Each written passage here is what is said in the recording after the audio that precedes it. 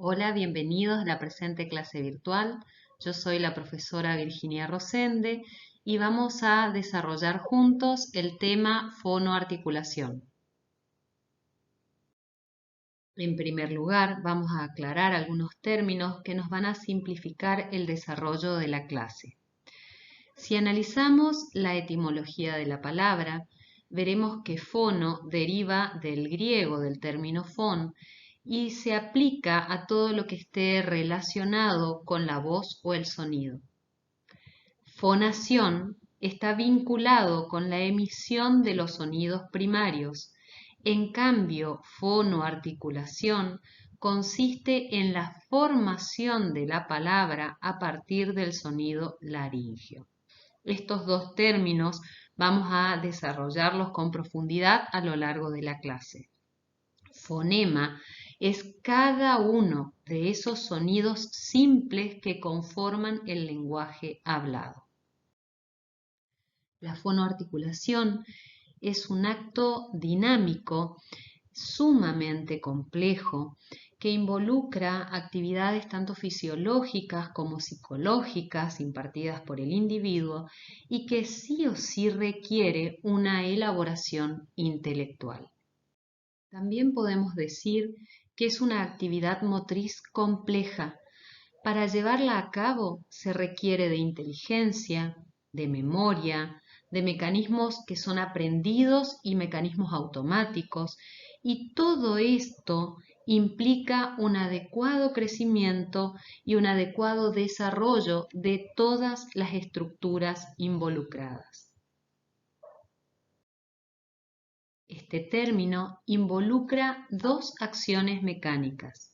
En primer lugar, la fonación, o sea, la producción de ese sonido primario por parte de la laringe, y una segunda instancia que es la articulación, un proceso complejo de coordinación que se lleva a cabo en la cavidad bucal. Cada vez que hablamos se presenta una coordinación sinérgica de múltiples estructuras.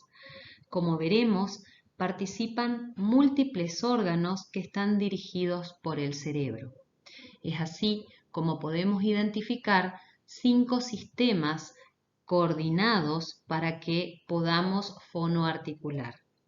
El primero de ellos es el sistema del fuelle respiratorio. El sistema de emisión es el segundo y está en directa vinculación con el sistema del fuelle respiratorio. En tercer lugar tenemos el sistema de resonancia. En cuarto, el sistema articulador o de articulación. Y finalmente, el sistema nervioso.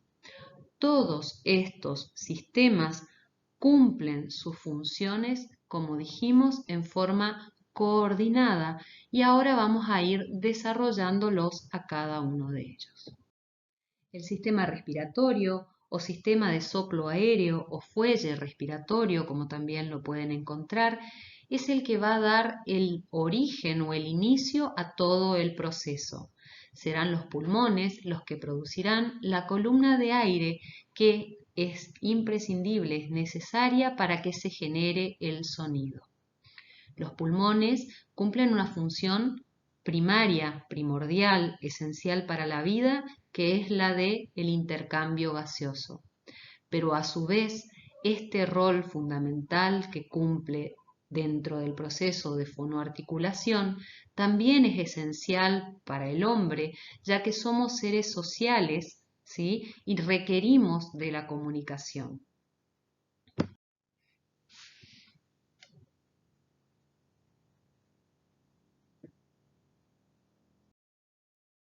La columna de aire generada a nivel de los pulmones durante la expiración pasará al siguiente sistema, al sistema de emisión, a través de la laringe.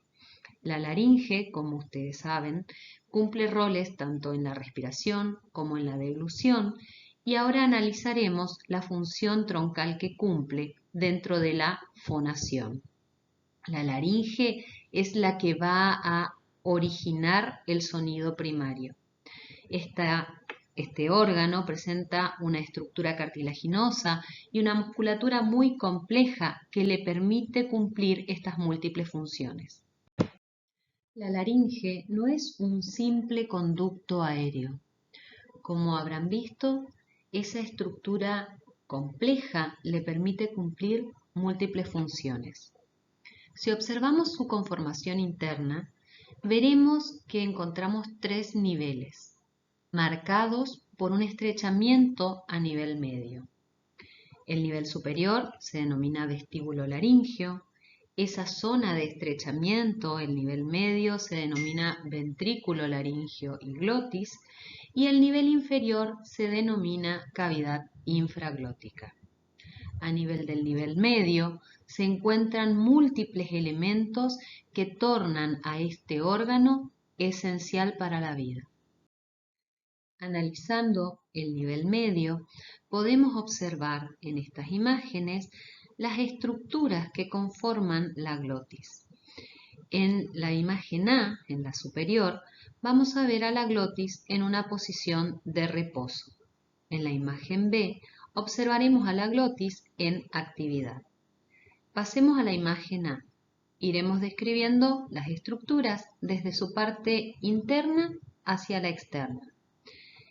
A nivel central encontramos el espacio glótico, que está delimitado por los pliegues o por las cuerdas vocales o cuerdas bucales verdaderas. A continuación, yendo hacia afuera, encontramos a los pliegues vestibulares o cuerdas vocales falsas. Por delante encontramos a la epiglotis y también la comisura anterior. Por detrás, comisura posterior y a los cartílagos aritenoideos. En esta imagen superior observamos a la glotis abierta. Decimos que se encuentra en abducción. Esta posición es la que toma o adopta cuando se encuentra en una expiración o en una inspiración. En cambio, decimos que la glotis está en actividad cuando las cuerdas vocales se aproximan hacia la línea céntrica, hacia el centro, y ocluyen ese espacio glótico, y decimos que la glotis está en aducción. Es en esta posición en la que se encuentra cuando nosotros emitimos el sonido primario. ¿Por qué denominamos a la laringe como elemento vibrador? Esta característica le confieren los pliegues o cuerdas vocales. Como habíamos anticipado, la laringe interviene en tres funciones: respiración, deglución y fonación. Pero de las estructuras involucradas son los pliegues o cuerdas vocales los que tienen una directa implicancia en estas funciones. Y como hemos visto anteriormente, durante la fonación se aducen, o sea, se cierran y se tensan. Cuando se realiza una laringoscopía, se pueden observar a las cuerdas vocales verdaderas de un color blanco marfil y hacia afuera, en un color más rosa, a las cuerdas vocales falsas. La longitud de las cuerdas vocales varía de 20 a 25 milímetros en el hombre y de 16 a 20 milímetros en la mujer. En el interior de cada pliegue vocal, o sea, en el interior de cada cuerda vocal verdadera, vamos a encontrar al ligamento vocal, a continuación al músculo vocal y más externo al músculo tiroaritenoideo. En este corte vertical frontal podemos observar hacia el interior al músculo vocal y más externo al músculo tiroaritenoideo. Es el músculo vocal el que protruye, el que hace esa emergencia hacia el interior de la laringe y le da esa conformación de pliegue a las cuerdas vocales verdaderas. En cambio, si ustedes ven, en este mismo corte podemos observar la característica cartilaginosa de los pliegues vestibulares o cuerdas vocales falsas. La estructura de las cuerdas vocales verdaderas es muscular y la estructura de las cuerdas vocales falsas es cartilaginosa. El músculo tiroaritenoideo tiene características muy especiales. Es uno de los músculos esenciales en la laringe y es el responsable de cerrar la hendidura glótica aproximando a los pliegues vocales hacia la línea media. Se caracteriza porque tiene potenciales de acción muy cortos, duran aproximadamente entre 1 o 2 milisegundos. Este tipo de potenciales de acción tan rápidos se observan a nivel de los músculos del ojo. ¿A qué se debe esta característica? En primer lugar, recordemos esta imagen que ustedes ya la habrán visto cuando desarrollaron músculo esquelético. Aquí observamos una placa motora y observamos una unidad motora. A nivel del músculo tiroaritenoideo observamos que varias placas motoras van a llegar a una misma fibra muscular, ¿sí? Y a su vez, las unidades motoras son muy pequeñas. Decimos que una motoneurona inerva a solo 8 fibras musculares. Esto le permite un sincronismo en la respuesta eléctrica. La laringe es el instrumento emisor del sonido. Esta función, como vimos, la cumple a través de las cuerdas vocales verdaderas que conforman unos conos elásticos que se comportan como lengüetas de un instrumento de viento.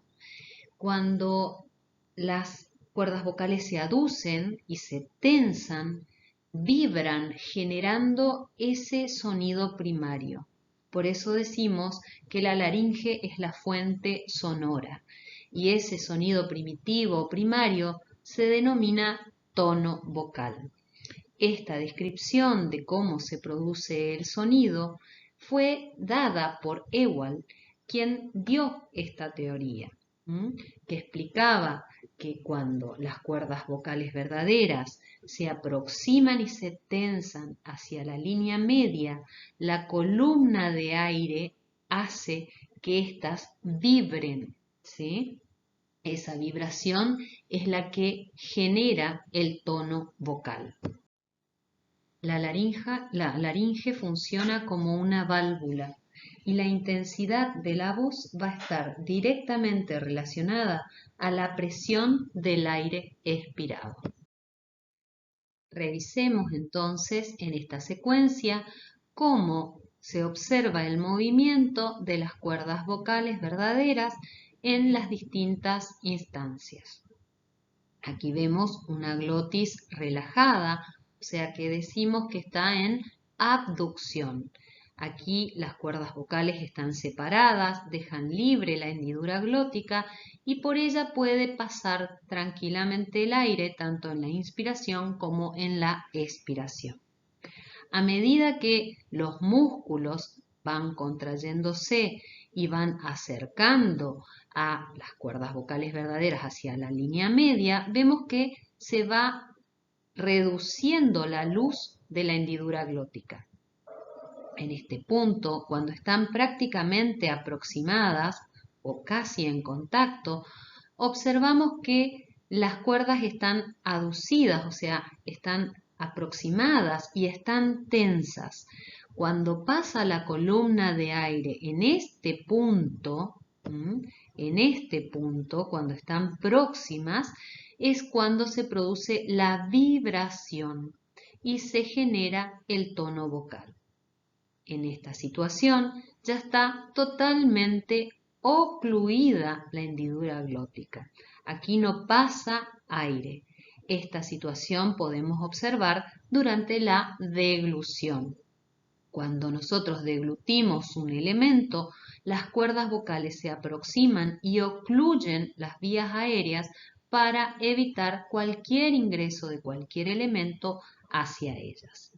Nuevamente vemos que empiezan a relajarse y empieza a verse una pequeña luz de hendidura glótica. En este caso, también pueden estar tensas y la columna de aire de la expiración puede hacerlas vibrar para generar nuevamente tono vocal. Continúa la relajación, el pasaje del aire cada vez es mayor hasta llegar a la situación de abducción, como describimos al principio de esta explicación. El proceso hasta aquí descrito es el de fonación, o sea, la generación del sonido primario. Pero este sonido, una vez que pasa o que sale de la laringe, pasa por otro sistema, que es el sistema de resonancia. Este sistema es el responsable de modificar, ¿sí?, de amplificar ese sonido primario. El sistema de resonancia está compuesto por una serie de cavidades supraglóticas. Los órganos resonadores decimos que son la cavidad bucal, las cavidades nasales, los senos paranasales y la faringe. Todas estas estructuras van a ser las responsables de darle el timbre a la voz. El sonido primario se transmite como ondas y todas estas estructuras van a generar o van a ofrecer resistencia a la transmisión de esa onda. Eso se denomina impedancia acústica. Por ende, analizándolo, quiere decir de que el sonido primario tiene que ser lo suficientemente fuerte como para vencer la resistencia ofrecida por estos tejidos o la impedancia acústica, ¿sí?, para poder llegar a ser un fonema.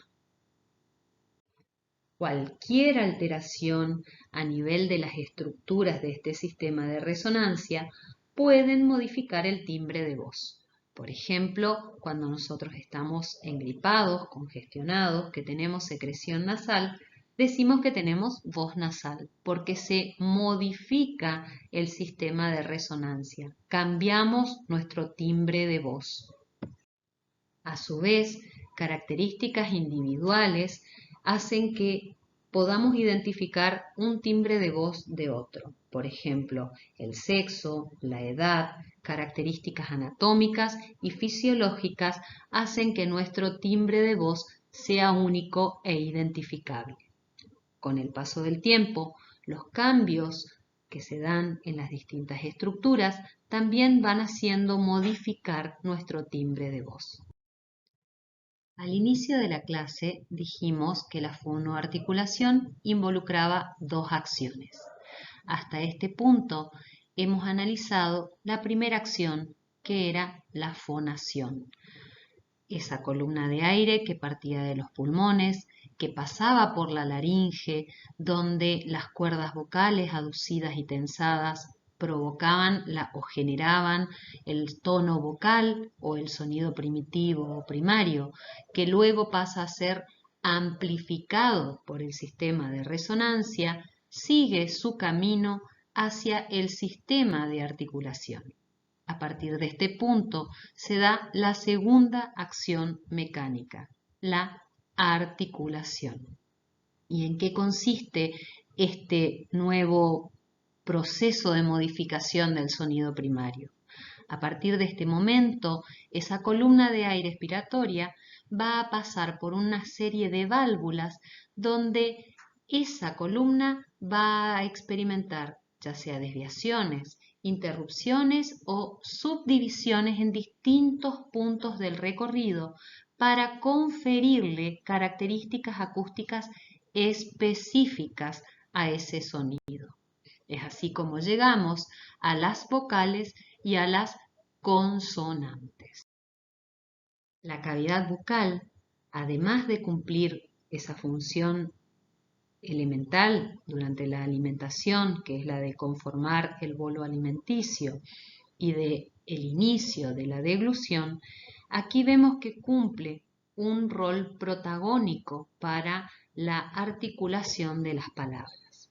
La cavidad bucal, constituida por órganos móviles e inmóviles, se va a comportar como un órgano de articulación.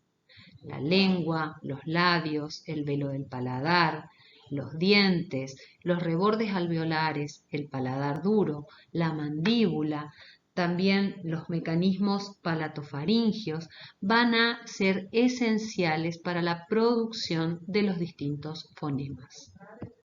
El velo del paladar es una estructura importante, troncal, porque justamente es el velo del paladar el que va a redirigir el camino a seguir por el aire, ya sea hacia la nariz, hacia la boca o hacia ambas estructuras a la vez.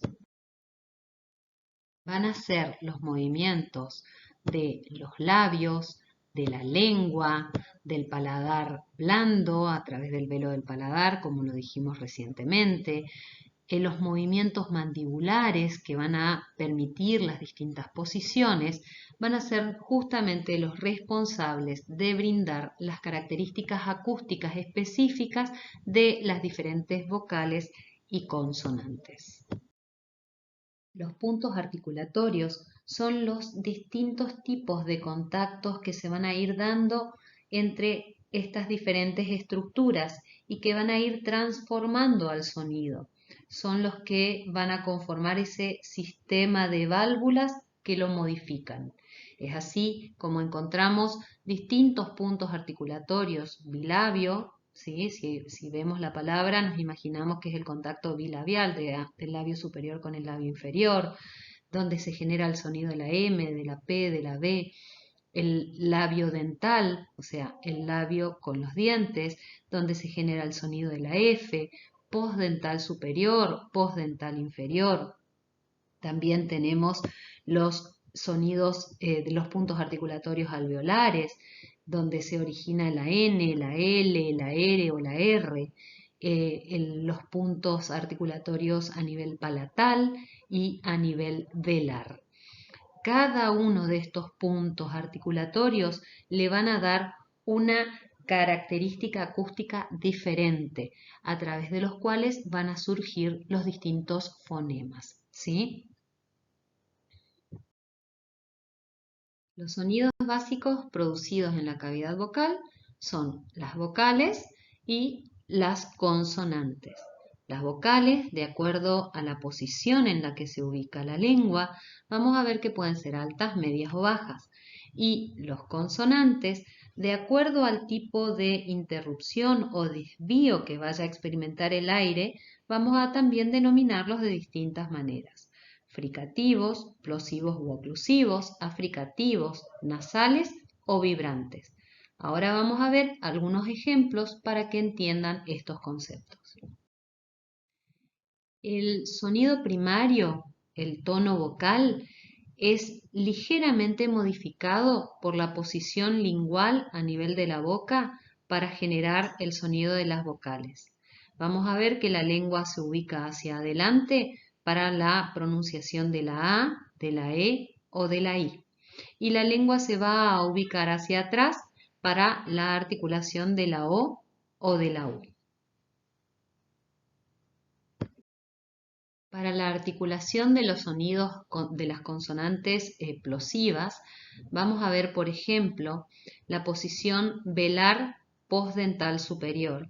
Vemos que para la pronunciación de la T, de la D, de la K y de la G, el velo del paladar se encuentra elevado, o sea, la columna de aire se ubica únicamente en cavidad bucal y esa columna de aire va a experimentar una constricción a nivel de paladar. En cambio, para la pronunciación de la P y de la B larga, vamos a ver que el sonido plosivo va a ser bilabial. La constricción del aire se va a dar a nivel de los labios. Otro ejemplo es el de los sonidos consonantes africativos para pronunciar la CH y la Y. Vamos a ver que para pronunciar estos fonemas el aire va a quedar comprimido dentro de la cavidad bucal, la lengua se va a elevar y va a comprimir hacia el paladar y va a producir una oclusión total, y luego el aire por presión va a pasar friccionando el paladar y la lengua. De esa manera van a producirse estos fonemas africativos. Para una correcta articulación es necesaria una buena audición. Si nosotros no escuchamos bien, difícilmente podremos emitir correctamente los distintos fonemas. A su vez, para poder articular correctamente, también necesitamos cumplir con una serie de requisitos que podríamos decir las exigencias básicas. A nivel de cavidad bucal, nosotros tendríamos que tener un correcto cierre lateral, o sea, una boca donde encontremos una oclusión completa, donde no hayan faltantes de piezas dentarias, sobre todo en los sectores posteriores. Entonces, de esa manera obtenemos un correcto cierre lateral para, por ejemplo, estos sonidos que acabamos de ver, donde se necesita que el aire quede comprimido dentro de la cavidad bucal. Cuando falta ese cierre lateral, se ven afectados estos fonemas. El nivel del plano oclusal también es importante, ya que, por ejemplo, afecta la pronunciación de la S. La pérdida de molares y de premolares está directamente relacionada al cierre lateral. Como ustedes ven en esta imagen, hay fonemas que se van a ver alterados por la falta de cierre lateral. Y nosotros, como odontólogos, también podemos realizar intervenciones que afecten este sistema de articulación. La presencia de aparatos que ocupen la bóveda palatina, ¿sí? Distintos tipos de aparatología, ya sean de ortodoncia, de ortopedia o prótesis mal adaptadas, pueden afectar al sistema de articulación y habrán fonemas que se vean alterados. Nuevamente, como odontólogos podemos solucionar problemas de este sistema de articulación devolviendo salud, corrigiendo posiciones dentarias a través de la ortodoncia, y a su vez el paciente puede adoptar modas como por ejemplo el piercing lingual, que también puede afectar a la motricidad y al contacto de las distintas estructuras de este sistema de articulación. La saliva también contribuye a la correcta interacción de las diferentes estructuras, porque va a humectar a las superficies y va a lubricar a los tejidos. Es común que nosotros cuando mantenemos largas charlas o cuando estamos hablando, experimentemos sequedad bucal. Muchas veces vemos en conferencias de prensa que hay botellas de agua porque la sequedad bucal afecta a la correcta pronunciación, dificulta el habla. Es por ello que la saliva es también necesaria para una correcta articulación de los fonemas. Hasta este punto hemos hablado sobre la parte mecánica de la fonoarticulación, pero al llegar al quinto sistema que está vinculado con esta función que nosotros desempeñamos, vamos a analizar la parte intelectual de coordinación y de regulación del habla. El sistema nervioso es quien cumple todas estas funciones a través de distintos mecanismos neuromusculares, tanto periféricos como centrales. El sistema nervioso va a modular a todas las motoneuronas que están inervando a los distintos músculos que participan de la fonoarticulación. Además, también el sistema nervioso es quien va a coordinar, va a realizar la parte intelectual del habla. Todas esas manifestaciones psicosensoriales y emocionales que nosotros expresamos o transmitimos a través del habla, a través de la fonoarticulación. dentro de la corteza cerebral. Es el hemisferio cerebral izquierdo quien está encargado primordialmente de la función del lenguaje. Y a su vez, dentro de este hemisferio, dentro de esta corteza, van a haber áreas que están directamente vinculadas, como ser, por ejemplo, el área de Wernicke, el área de Broca, la corteza auditiva primaria y secundaria, la corteza visual, la corteza de asociación visual, el área límbica de asociación, el área de denominación de los objetos, el área premotora, la corteza motora primaria. O sea, muchos de estos segmentos interactúan, ¿sí? Y se establecen vías para que nosotros podamos comprender el lenguaje hablado, el lenguaje escrito y para que nosotros podamos vocalizar las distintas palabras. Por ejemplo, si queremos comprender una palabra que escuchamos, generalmente el circuito es el D. Ingresa por la corteza auditiva primaria, de allí va al área de Wernicke, que es el área de la comprensión del lenguaje, para después poder pronunciarla, ¿sí? Si estamos nosotros escuchando y queremos repetirla, la vía nos lleva al área de Broca para finalmente terminar en la corteza motora, que es quien va a emitir las órdenes para que nosotros podamos vocalizar esa palabra que acabamos de escuchar. Lo mismo si nosotros estamos leyendo, lo que hacemos es se produce la interacción de la corteza visual conduce hacia el área de Wernicke, atraviesa la circunvolución angular para llevarnos al área de Wernicke.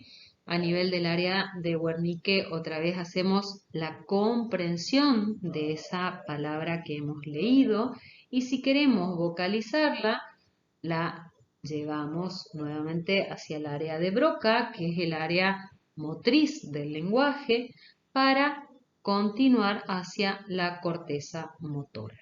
De esa manera nosotros podemos vocalizar una palabra leída.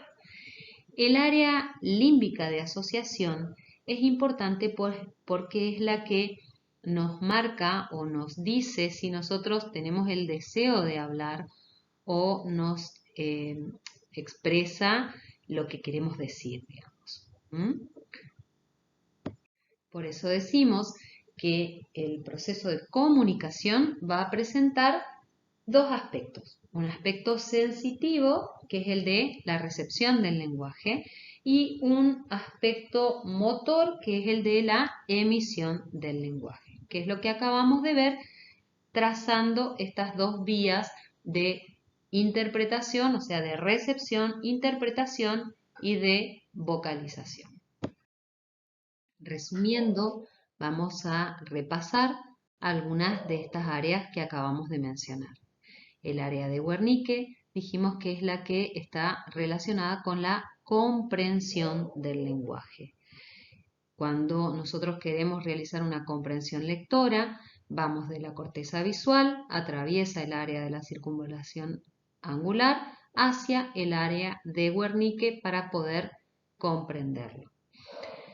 El área de denominación de los objetos también está directamente vinculada porque nosotros tenemos un bagaje en nuestra memoria de definiciones, de palabras, que cuando nosotros queremos vocalizar algo que estamos visualizando, automáticamente el área de denominación de los objetos es la que va a estar trabajando o va a estar activándose para indicar, ¿sí?, al área de Broca cuál es la palabra a utilizar.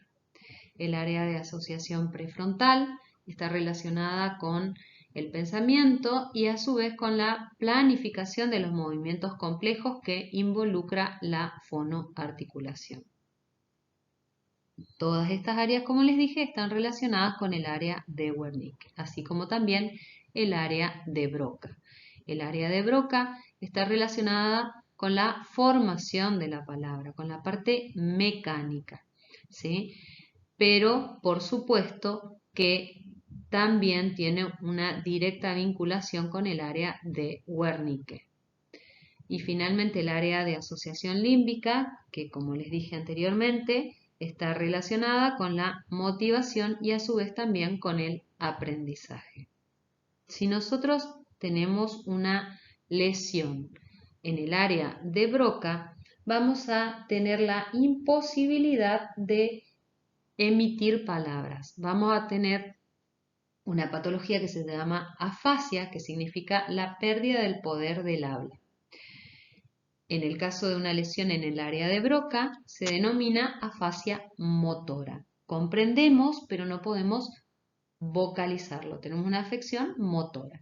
En cambio, cuando se produce una lesión en el área de Wernicke, tenemos una afasia global, porque afecta la comprensión del lenguaje. Nosotros podemos escuchar, podemos ver las palabras, pero no las comprendemos.